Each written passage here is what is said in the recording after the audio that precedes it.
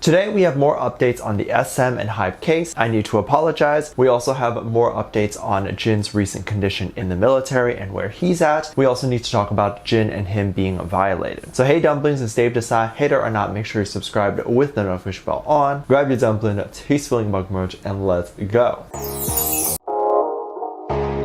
We need to continue our saga on the SM issue. One thing that I got wrong was it seemingly seemed like SM has felt forced to sell their company. And unlike what I said yesterday, there seemed to actually be a gun to their head to make a move now, or the company might fizzle out. SM has been believed to have been having a real-time downfall from the internal staff not agreeing with the situations to even their higher-ups not being able to agree on who needs to be in charge. All of this affects the artists too, as if executives can't figure out who is in charge, the decisions of person that would be in charge would all be halted or at the very least not be paid much attention to. Recently it was reported, as we know, that HYBE will be taking some ownership of SM. This was controversial among fans of SM or just K-pop in general. HYBE is considered the new kid on the block because they grew so fast thanks to BTS, and SM was considered one of the first agencies to really launch what K-pop is now. Stuff like the trainee program and all that. So for this new company that is growing so fast, HYBE, to just come in and take all the big labels, made people believe that HYBE was going to create a monopoly in the industry. And creating a monopoly is bad for consumers because it doesn't give the customers any choice. If the only businesses that exist are all in one brand, said business can charge whatever they want for whatever product. However, it's interesting because every company, if there's an opportunity to buy a competitor, will usually take that opportunity. Wouldn't you? HYBE is not stepping on SM's shoes even now, which I will talk about their terms and contract later. Even if this acquisition was not happening, people who audition for SM know that they're going for a different vibe than if they were to audition for HYBE. SM has different expectations of their artists compared to HYBE. However, merging with HYBE, given all the internal friction within SM, will allow SM to continue and be alive. It will give the company a new ownership and a more cohesive plan going forward, which they may not have now. You can also assume that HYBE saw the internal friction within SM and decided the acquisition was going to be the best way to keep this iconic and historic K-pop label alive. Lee So-man was the founder of SM. It was alleged that there were some shady business deals going on. Lee So-man is an owner of his personal company called Like Planning also. Like Planning is believed to have been producing the audio for a lot of the SM artists. It was alleged that 44% of the profits that SM made was going directly to pay Like Planning. It was also believed that Lee So-man owned 100% of Like Planning, so the money sent over from SM was believed to line his own pockets. So this allegedly made the profits for SM very low. This was all denied. This is just an alleged rumor that people believe, and a lot of the shareholders really still believe that this was a big reason why allegedly SM was not turning a profit year after year, or at least not as big of a profit as the shareholders wanted. In 2022, it was reported that SM and Like Planning split, and suddenly there was a surge in SM's stock price, which shows very clearly that up until the split, people still believed that Like Planning was behind why SM wasn't doing as well. Now that you know a bit of the controversy surrounding them, it was reported that HYBE just paid over $300 million to acquire almost 15% of SM's stock, making HYBE the biggest shareholder of SM. SM employees mentioned that they were not happy about this acquisition, but HYBE came out to reassure everyone on what their plan is, and they in no way seem to be trying to take over SM. They seem to just want to help SM continue with a possible different leadership. It's reported and believed that the contract states some of the following and describes what will happen between HYBE and SM. HYBE said that they will not be changing the management structure of SM. Lee So-man, who was receiving royalties, will not be anymore. HYBE will be putting in a lot of money to further help the growth of SM, and HYBE will only be purchasing the label from public market, making sure SM receives the most amount of money from HYBE, meaning no discounts, and that stakeholders will receive the highest profit from the acquisition. So this all seems like a good thing, and nothing that we love about SM will likely change. It was even more shocking when we got an update that Lee So-man was actually planning on suing SM, but not for anything that I had just talked about. You might think that that's weird. Why and how is it possible to sue a company that you founded? Well, Lee So-man doesn't own the company anymore, and a lot of the new decisions of the company are not made by him. him.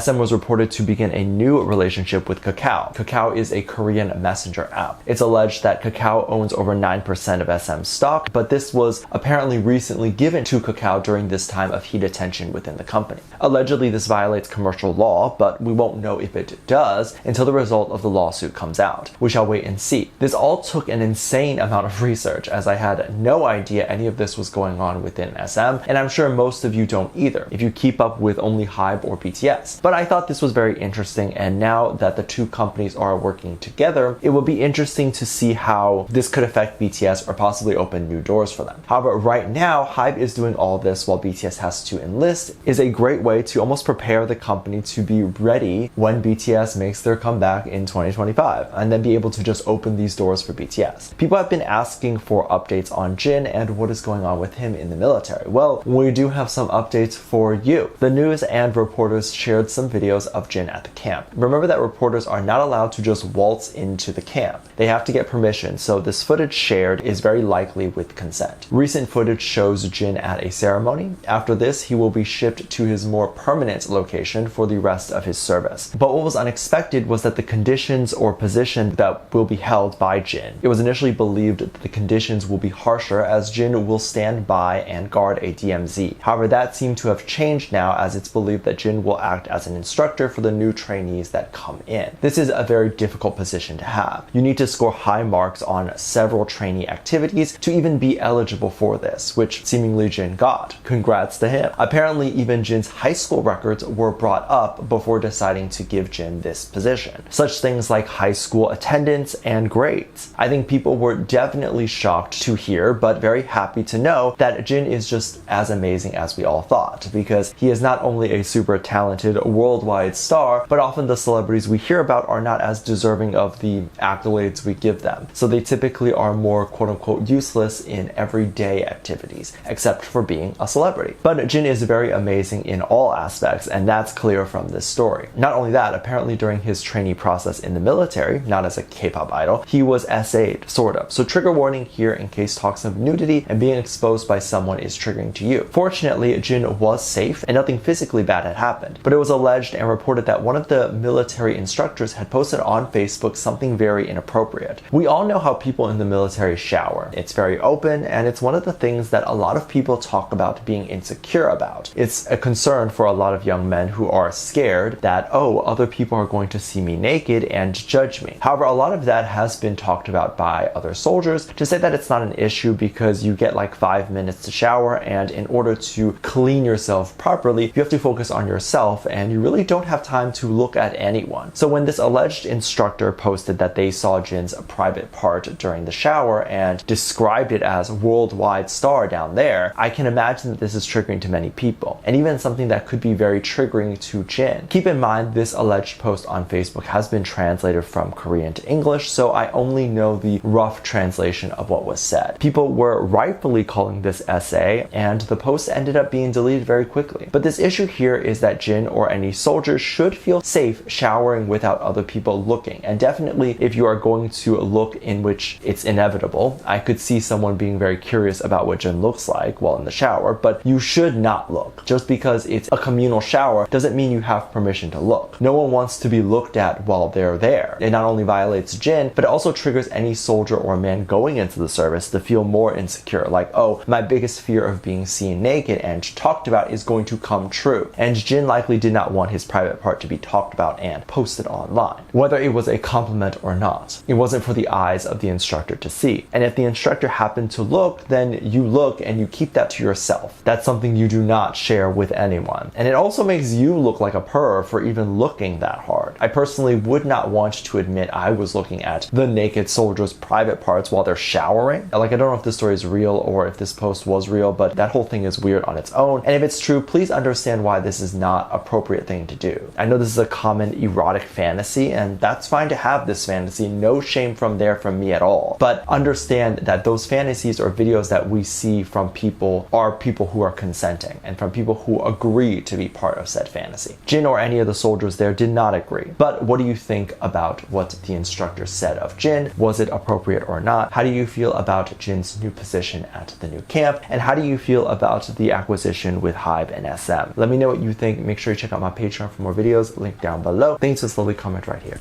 Love you. Bye.